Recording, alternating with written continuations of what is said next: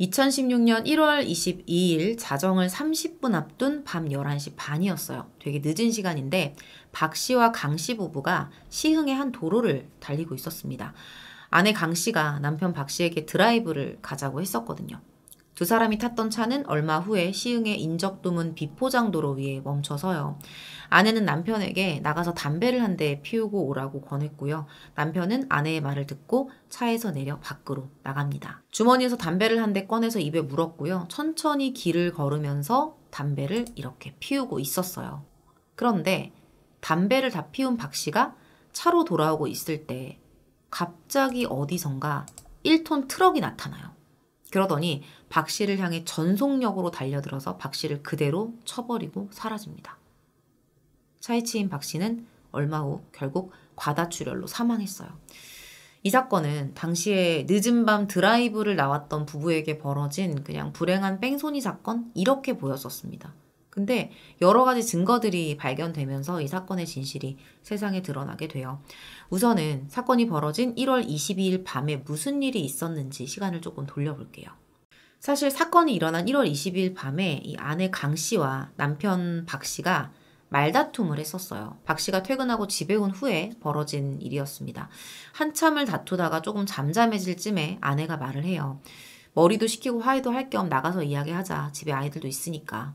그러면서 이제 그날 밤에 드라이브를 하게 됐던 거죠. 그러다가 뺑소니 사고가 났던 거고요. 사고 당시에 이 범행 장소 근처에 화원이 하나 있었어요. 그때 이 화원 주인이 늦게까지 퇴근을 안 하고 있었거든요. 근데 갑자기 밖에서 쾅 하는 소리가 들리는 거예요. 놀랐겠죠? 바로 가게 밖으로 뛰어나왔고요. 차에 치여서 쓰러져 있는 박 씨를 발견하게 됩니다. 급하게 경찰에 신고를 했는데 딱 봤을 때 뭔가 주변에 차가 없으니까 뺑소니 사고라고 생각을 하고 신고를 했었대요. 그렇게 화원 주인의 신고로 구급차가 금방 도착하긴 했는데요. 박 씨는 인근 병원으로 호송된 뒤에 과다출혈로 사망하게 됩니다. 신고를 받은 경찰은 이 사건을 처음에 뺑소니 사고라고 생각을 했고요. CCTV를 돌려봐요. 다행히도 신고를 했던 화원 주인이 가게 외부에 설치한 CCTV가 있었는데 이게 또 현장을 바로 비추고 있었고 사고 당시의 상황도 확인할 수 있었어요. 그런데 경찰이 이 CCTV 화면을 확인하고 나서 이거 그냥 뺑소니 사고가 아닌데? 이렇게 판단을 하게 돼요. 영상 속에서 뭔가를 포착했거든요. 박 씨가 담배를 피우고 차로 돌아가고 있을 때 이 현장 주변에 1톤 트럭이 맴돌고 있는 게 보이는 거예요. 근데 이 트럭이 갑자기 헤드라이트를 탁 끄고 급가속을 하면서 박 씨를 마치 정해놨다는 듯이 달려드는 그런 모습이 고스란히 카메라에 담겨 있었던 거죠. 경찰은 사고 당시에 함께 있었던 아내 강 씨를 불러서 사고 상황에 대한 조사를 합니다. 그런데 강 씨의 진술이 좀 이상했어요. 화원 주인은 분명히 쾅 하면서 사고가 나는 소리를 들었다고 했는데 강 씨는 저 휴대폰으로 게임하느라 못 들었는데요. 이렇게 말을 하는 거예요. 강 씨의 차보다 화원이 더 멀리 떨어져 있었거든요. 강 씨 차는 그냥 3m 정도? 되게 가까이 있었단 말이에요. 근데 못 들었다? 아무리 게임에 몰두를 했다 그래도 인적 드문 조용한 밤에 그 소리가 안 들렸다는 거는 납득하기가 어렵죠. 경찰 입장에서는. 그리고 사고 신고도 가까운 곳에 있었던 강 씨가 한 게 아니라 화원 주인이 했습니다. 슬슬 의심의 화살이 강 씨에게 향하고 있었어요. 그리고 경찰이 화원 주인의 진술을 들으면서 강 씨를 더 의심할 수밖에 없었던 이유가 있었어요. 바로 이 남편이 사고가 났다는 걸 알게 된 강 씨의 반응. 화원 주인이 이걸 정확하게 기억하고 있었거든요. 사고가 났다는 사실을 알고 이제 강 씨가 차 밖으로 나왔대요. 그리고 두 눈으로 남편이 피투성이가 되어 있는 모습을 봤거든요. 근데 별로 놀라는 기색도 없고 특별한 반응도 없었다는 거예요. 상식적으로 남편이 사고가 나서 이렇게 막 피투성이가 돼서 쓰러져 있으면 달려가서 상태부터 확인을 하거나 막 소리라도 지르거나 이게 일반적인 반응이잖아요. 강 씨는 그렇지 않았습니다. 숨길 수 없는 침착함. 사고 당시에 강 씨 차에 시동이 걸려 있었어요. 근데 남편이 차에 치였는데 빨리 달려나와도 모자랄 판에 침착하게 뭔가 다음 스텝을 밟듯 시동을 탁 끄고 나와요. 화원 주인이 이 모습이 너무 이상해서 다 기억하고 있다가 경찰에다가 다 이야기를 했었던 거죠. 경찰은 우선 강 씨의 통화 기록부터 조사를 합니다. 그리고 여기서 주목할 만한 기록을 하나 발견해요. 사건이 벌어지기 1시간 전에 강 씨가 같은 번호로 3차례 통화를 했던 거죠. 따지고 보면 남편하고 말다툼을 하고 나서 뭐 바람 쐬러 가자 뭐 이런 얘기를 하면서 뭔가 거기에만 집중되어 있었을 것 같은 타이밍인데 그때 누군가와 3번씩이나 뭐 문자도 아니고 통화를 했다? 이상하죠. 확인을 해보니 상대는 손 씨라는 남성이었습니다. 경찰은 사고 지점에서 3m 거리에 있던 강 씨가 사고 소리를 못 들었다는 것이 신고자인 화원 주인의 진술과 대비되고 강 씨의 진술과 태도에서 느껴지는 의문점 이런 것들을 바탕으로 이 사건을 살인사건으로 전환해요. 그리고 35명의 형사 전원을 투입해서 사건을 밤새 조사합니다. 경찰은 강 씨가 사고 직전에 손 씨라는 남성과 3번이나 통화했던 걸 계속 파고들면서 강하게 추궁을 해요. 그리고 사건이 벌어진 지 12시간 만에 그녀는 자신이 남편을 살인교사했다는 사실을 인정하고 자백합니다. 강 씨는 이렇게 말해요. 남편 몰래 카드를 너무 많이 사용했고 빚을 졌는데 그 빚이 합쳐서 한 2,500만 원 정도가 된다. 남편이 평소에 가정폭력이 좀 있는 사람이라서 빚진 걸 알게 되면 진짜 큰일 날까 봐 두려웠고 남편이 무서웠다. 그래서 평소에 알고 지내던 손 씨에게 남편을 죽여달라고 부탁을 했다. 이렇게 말하는 겁니다. 그러면서 살인을 위한 대가로 그에게 500만 원을 줬고 자신은 계획대로 남편을 범행 장소로 데리고 갔다는 거예요. 그 2,500만 원 때문에 남편한테 욕먹을 게 두려워서 살인을 계획했다. 지금 이렇게 말하는 거거든요. 이런 강 씨의 자백을 바탕으로 그날 오후 5시 35분경 손 씨가 체포됩니다. 손 씨는 자신이 근무하는 안산시 단원구의 공장에 있는 숙소 쪽방에서 잠을 자다가 체포가 됐고요. 범행에 사용된 이 트럭도 발견이 됐어요. 여기 지금 유리가 깨져 있죠. 엄청난 충격이었던 걸로 보입니다. 이렇게 앞면이 다 찌그러지고 유리가 파손된 트럭. 경찰은 손 씨를 살인죄로, 강 씨는 살인교사죄로 구속했어요. 경찰이 구속된 손 씨를 수사하면서 손 씨가 가진 소지품 그리고 휴대폰도 살펴봤는데 통화 녹음 파일이 하나 나와요. 손 씨가 이 씨라는 어떤 남성과 통화한 녹음 파일이었거든요. 범행 직전에 이 남성과 통화를 하면서 실수로 이제 휴대폰 녹음 버튼을 잘못 눌러서 예상치 못하게 녹음이 됐던 거죠. 경찰이 들어봤는데 뭔가 직접적이진 않지만 통화 내용이 충격적이었습니다. 손 씨가 이 씨에게 이렇게 말해요. 형 오늘 작업하기로 했다. 이렇게 말을 하니까 이 씨가 오늘 하기로 한 거야? 오늘은 시간이 안 되는데. 이러면서 말을 얼버무리는 듯한 태도를 보여요. 그랬더니 손 씨가 가서 전화할 테니까 거기로 나와. 이렇게 말을 하고 전화를 끊어버립니다.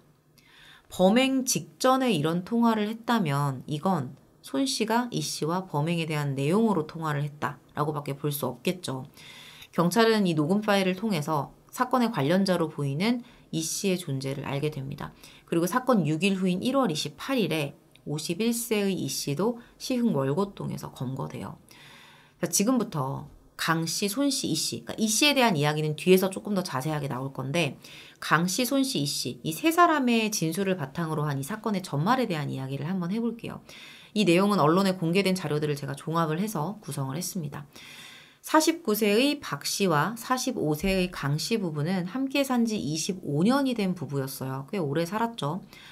두 자녀를 두고 있었고요. 박 씨는 인쇄공장 직원으로 그리고 강 씨는 노래방을 운영하면서 살고 있었습니다. 강 씨가 공범 손 씨를 알게 된 건 10년 전쯤이었어요. 당시에 경기도 안산에서 노래방을 운영하고 있었는데 자주 오던 손님이었습니다. 손 씨가. 그 당시에 손 씨가 이혼을 하고 혼자 살고 있었대요. 공장에서 숙식을 해결하면서 그렇게 살다 보니까 유일한 낙이라고 하는 게 이 노래방에 와서 술 마시고 노는 거. 이거였던 거예요. 그래서 되게 자주 왔다 갔다 했었고 그러면서 뭐 강 씨랑도 친해졌지만 강 씨의 남편인 그 사망한 박 씨와도 친해지게 됩니다. 결국 지금 아는 사람을 죽인 거예요. 자, 그러면 어떻게 손 씨와 강 씨의 관계가 10년이나 이어져 왔던 걸까? 사실 단순히 노래방에 자주 오는 단골 손님이었다고 해서 그 관계가 이렇게까지 이어지는 건 쉽지 않거든요. 심지어 살인을 교사할 정도로. 평소에 강 씨는 손 씨와 전화통화를 자주 했다고 합니다. 그리고 자기 남편 때문에 힘든 일이 있으면 손 씨한테 그렇게 하소연을 했었대요. 남편이 너무 가부장적이다. 독재자 같다. 내 남편 때문에 너무 힘들다. 내 남편 때문에 힘든 이야기를 뭐 내 가족이나 나하고 친한 뭐 동성애 친구가 아니라 다른 남자에게 하소연하고 털어놓는다? 이것뿐만 아니라 강 씨는 손 씨에게 돈을 빌리기도 했습니다. 여러분들은 둘 사이가 어떻게 느껴지세요? 그냥 단순히 오래된 단골과 사장? 이렇게 느껴지지는 않거든요.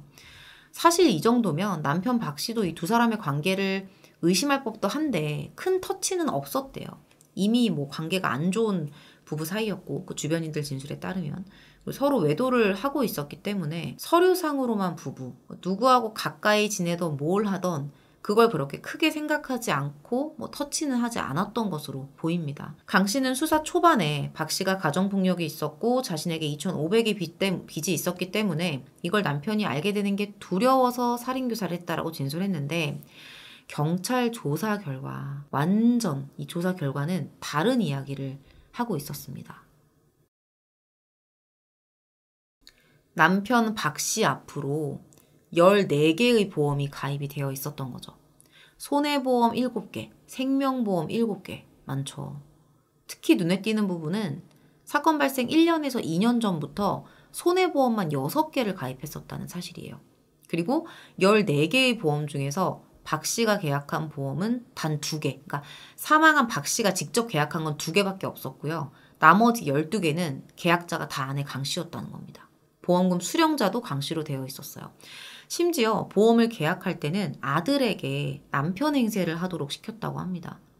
돈에 눈이 멀어서 지금 자식까지 끌어들이고 있는 거예요. 박 씨가 뺑소니 사고로 사망하게 되면 이 14개의 보험으로 강 씨가 받을 수 있는 보험금은 무려 그냥 1억 2억이 아니에요. 17억 2천만 원이었습니다. 거기다가 박 씨가 가입해뒀던 국민연금이 4,800만 원이었고요. 박 씨가 재직 중인 회사에서 받을 수 있는 퇴직금은 또 따로 있었어요. 거의 합치면 지금 18억 정도를 손에 쥘 수 있었던 거죠. 그렇게 강 씨는 2015년 11월 손 씨에게 남편을 죽여달라고 부탁을 해요. 그러면서 수고비로 500만 원을 건넵니다.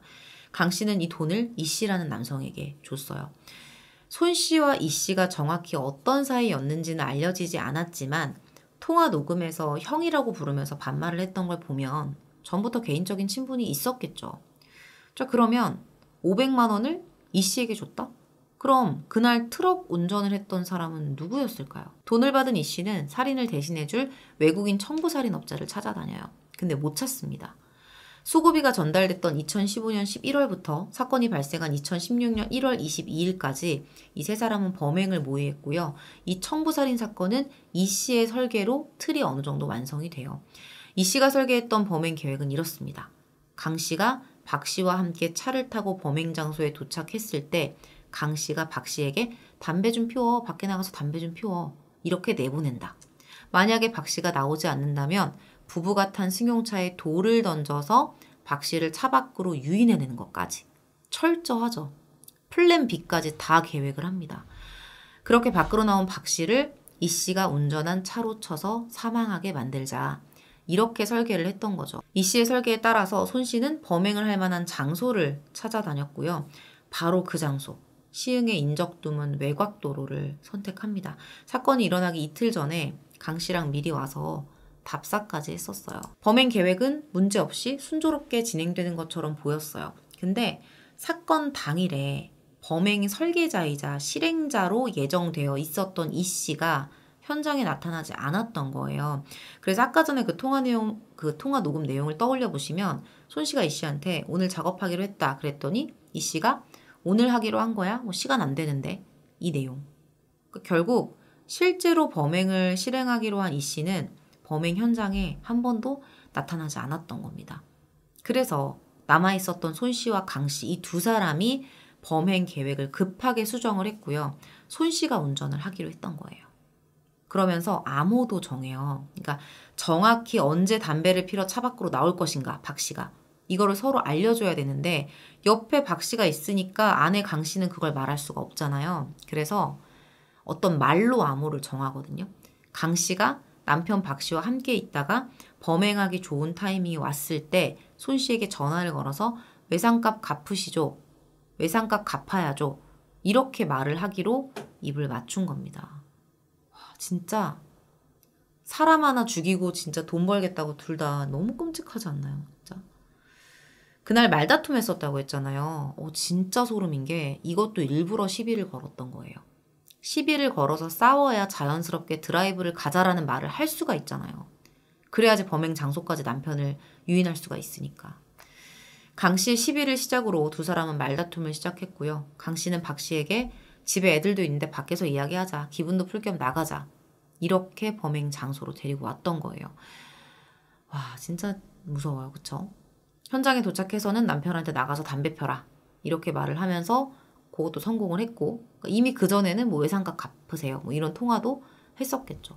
검찰은 살인 등의 혐의를 적용해서 세 사람을 재판에 넘깁니다. 재판에서도 강 씨는 계속 남편이 평소에 가정폭력을 저질렀고 남편 몰래 진빚 2,500만 원이 들킬까봐 겁이 났다. 무서웠다. 계속 똑같은 말을 반복해요. 남편 이름으로 지금 들어놓은 보험금이 18억인데 2,500만 원이 무서워서 사람을 죽이기 전에 월마다 내야 할 납입금 이거 생각 안 했을까요? 이런 그녀의 주장은 받아들여지지 않아요. 2016년 6월 27일 검찰은 살인 및 살인교사 혐의가 적용된 강 씨에 대해서 배우자를 상대로 거액의 보험에 가입한 후 청부 사례를 모의한 죄질이 나쁘다며 무기징역 및 전자발찌 부착명령 30년을 선고했고요. 손 씨에게는 살인 혐의로 징역 25년 그리고 이 씨에게는 살인 음모 혐의로 징역 7년을 구형합니다. 결과는 어떻게 됐을까요? 재판부는 강 씨가 주장하는 가정폭력 문제가 직접적인 살인 원인으로 보기 부족하다고 봤어요. 그리고 보험금을 편취할 목적으로 인간의 생명을 빼앗는 행위를 저지른 강 씨가 장기간 사회에서 격리될 필요가 있다고 밝힙니다. 손 씨에 대해서는 차량으로 들이받는 잔혹한 방법으로 살해한 것에 대해 엄중한 처벌을 해야 한다고 했고요. 이 씨에 대해서는 손 씨와 범행 실행을 위한 합의가 있었다고 보여진다고 했죠. 2016년 7월 15일 강 씨에게는 징역 27년, 손 씨는 징역 22년, 이 씨는 징역 2년 6개월이 선고가 됐고요. 그렇게 사건은 마무리됩니다. 근데 이 사건은 이해가 되지 않는 그런 몇 가지 의문점을 남겨요. 일단 범행 설계자였던 이 씨에 대한 의문인데 여러분 좀 이상하지 않으셨어요? 손 씨와 이 씨의 통화 녹음이 발견되기 전까지는 강 씨랑 손 씨 두 사람 모두 이 범행 설계자인 이 씨의 존재에 대해서 경찰에 이야기를 하지 않거든요. 경찰이 물어봐요. 수고비 500만 원 줬다고 했는데 그거 어떻게 했냐? 이게 물어봤을 때도 실제로는 손 씨가 이 씨한테 그 돈을 줬잖아요. 근데 경찰에는 그 얘기를 하지 않습니다. 그러니까 누가 봐도 이 씨를 언급하지 않으려는 것처럼 보인다는 거죠. 그러면서 청부살인을 할 조선족을 구해서 500만 원을 줬는데 이 사람이 돈만 챙겨서 도망갔다. 이렇게 말을 해요. 왜 굳이 이 씨에 대해서 숨기고 언급하지 않으려고 했을까? 그리고 범행을 하기로 한 이 씨가 현장에 나타나지 않았는데도 기어코 범행을 추진한 것도 의문이었습니다. 조금 기다렸다고 했어도 되는 거잖아요. 셋이 같이 계획을 했던 거고 각자의 나름의 그 범행 포지션이 있었으니까.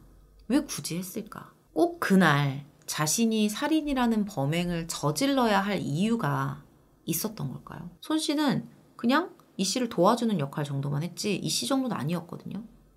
손 씨와 강 씨, 이 두 사람이 우리가 생각했던 것 이상으로 가까운 관계였다고 봐야 조금은 이런 행동이 납득이 되지 않을까 싶습니다. 그게 아니라면 돈이 그를 움직였을까요? 이 씨에게는 그냥 500만 원 정도 주고 끝내고 자신과 강 씨가 보험금을 크게 나눠 갖기로 했을 수도 있겠죠. 자기 손에 피를 묻힐 각오까지 했다는 건 웬만한 관계나 웬만한 동기 가지고는 되지 않거든요. 이 사건은 CCTV 영상 그리고 통화 녹음이 사건 해결에 상당히 큰 역할을 했어요. 사실 피해자들이 이 범행 장소를 택했던 것도 평소에 차량 통행도 없고 사람도 없어 보이기 때문에 걸리지 않을 거라고 생각했기 때문일 텐데 CCTV가 없었으면 범인을 그렇게 빨리 검거할 수는 없었을 거예요. 물론 여러 수사를 통해서 안에 보험 가입 내역이 드러났을 거고 하나씩 좁혀질 수는 있었겠지만 CCTV의 역할이 이 범인을 잡아내는 데 시간을 확 단축시켜준 게 아닐까 싶습니다. 그리고 화원 주인이 했었던 정말 정확하게 봤던 그 아내의 반응 이런 것들도 좀 도움이 됐던 것 같아요. 본인들은 뭐 완벽한 계획이라고 생각을 했겠죠. 플랜 B에 암호까지 정해서 일부러 시비까지 걸고 완벽한 타이밍을 설계하고 이제 차로 치기만 하면 나는 자유이자 원하는 만큼 돈을 벌 수 있다 생각을 했겠죠. 화원 주인이 차를 치는 소리를 그날 마침 듣게 되고 또 그 CCTV가 그 모습들을 고스란히 찍어냈을 거라고는 생각지 못했을 겁니다. 그리고 우연히 실수로 눌린 이 녹음 버튼 때문에 경찰이 이 녹음 파일을 듣게 될 거라는 예상도 하지 못했었겠죠. 사실 범인은 되게 빨리 잡혔지만 의문점은 되게 많은 사건이에요. 그래서 더 남은 이야기들 속에 나눌 것들이 많을 것 같은데요. 여러분들은 어떻게 생각하셨는지 댓글 많이 달아주셨으면 좋겠습니다. 오늘 준비한 내용은 여기서 마무리하도록 하겠습니다. 긴 시간 시청해주셔서 감사합니다.